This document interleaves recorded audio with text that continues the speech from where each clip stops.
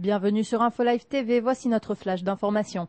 Mercredi soir, le Premier ministre Ehud Olmert a annoncé lors d'une conférence de presse qu'il ne se présentera pas aux élections primaires de son parti Kadima.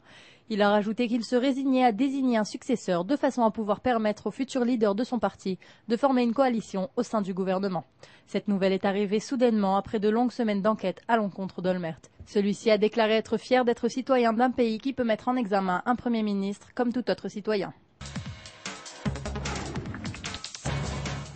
Pour la première fois depuis son élection, le Premier ministre israélien Ehud Olmert a été approuvé et soutenu par la plupart des membres de la Knesset.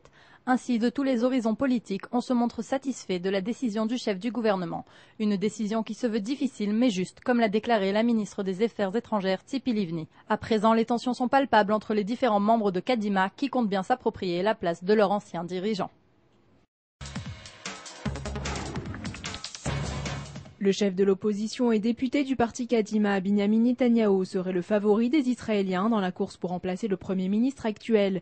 Peu après l'annonce qu'a fait Ehud Olmert ce mercredi sur le fait qu'il ne participerait pas aux primaires de Kadima, prévues pour mi-septembre, la chaîne 10 israélienne a diffusé un sondage sur l'éventuel futur Premier ministre. Netanyahou détient la première place avec 39% des sondages, tandis que Tzipi Livni se place en seconde position avec 24,6%, laissant Ehud Barak en dernière position. L'ambassadeur syrien des Nations Unies, Bachar Jarrafi, a déclaré ce mercredi que le retrait du Premier ministre israélien Ehud Olmert pourrait affecter les pourparlers indirects entamés depuis le mois de mai avec Damas. Un peu plus tôt dans la journée, s'était tenue une 4e rencontre entre Israël et la Syrie, sous la médiation de la Turquie, tandis qu'un 5e entretien a été prévu pour le mois prochain. Un face-à-face n'est cependant pas encore envisagé.